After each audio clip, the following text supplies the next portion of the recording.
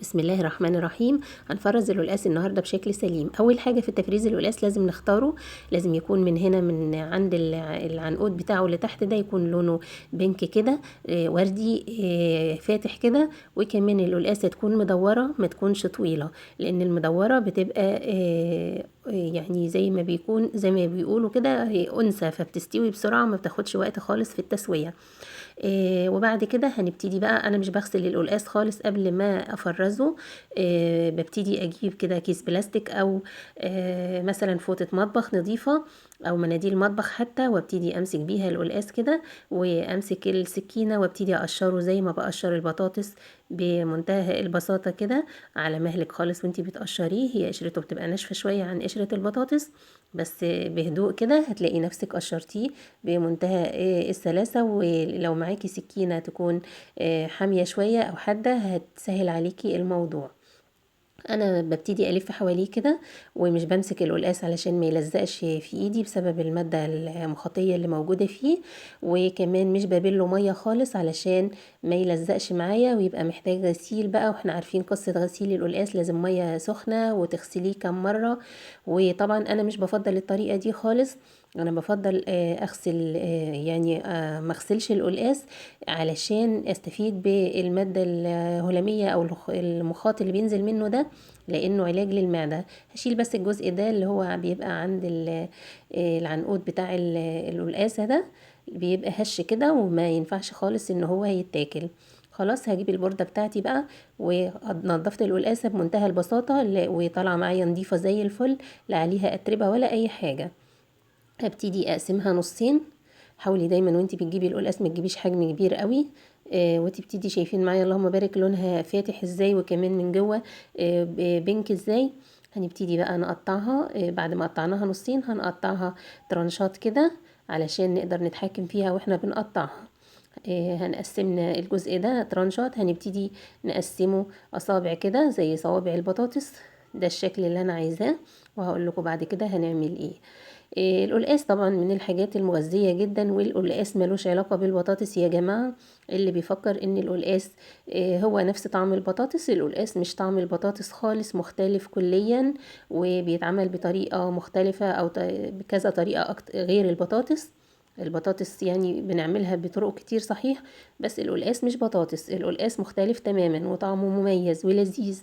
في ناس ما بتفضلش تاكل قلقاس، مفيش مشكلة يعني، بس هو يمكن ما دقوهوش بطريقة معمولة صح، او ما يعرفوش الفوائد العظيمة اللي فيه. هو غني جدا بمضادات الأكسدة والفيتامينات، وفيه كمية ألياف عالية جدا، وطعمه كمان حلو، من الحاجات اللي بتدي طاقة. وهو من أكلات الشتاء اللذيذة جدا، وطعمه حلو، بيتعمل بالسلق مع الشوربة ويتعمل بالصلصة.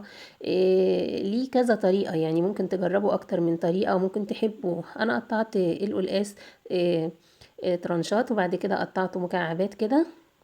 اخدت الاصابع اللي انا قطعتها دي وهقطعها بقى زي ما احنا شايفين مكعبات كده متساوية، علشان التسوية بتاعتها تبقى واحدة وما يتهريش مني.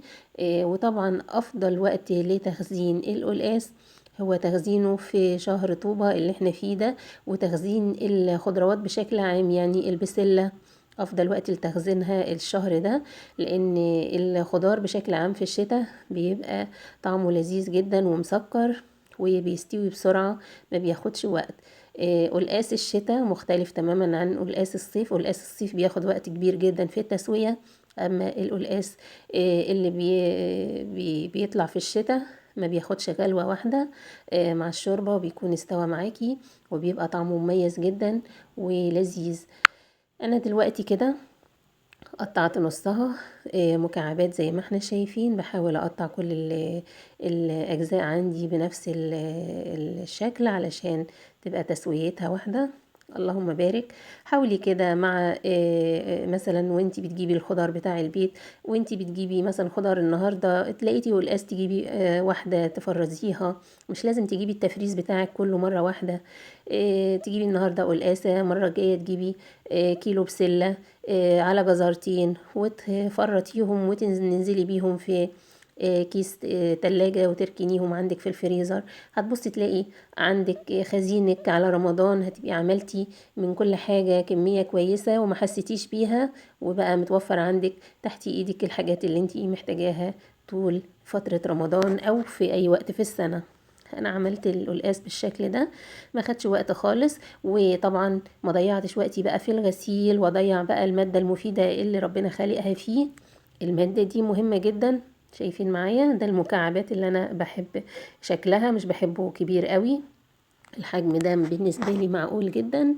واحطه بقى في كيس التخزين بدون اي حاجة، لا بضيف له ليمون ولا بضيف ليه ولا بغسله ولا بعمل له اي ولا بسلقه ولا بعمل له اي حاجة، بيفضل معايا كده من السنة للسنة. والطريقة دي انا معتمداها بقالها كتير جدا.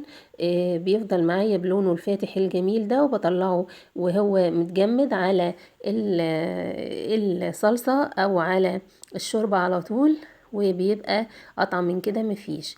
وهستفيد بالمادة الموجودة فيه اللي ربنا خالقها، لانها بتبطن جدار المعدة ومفيدة جدا وصحية. جربوا الطريقة دي ولايك وشير.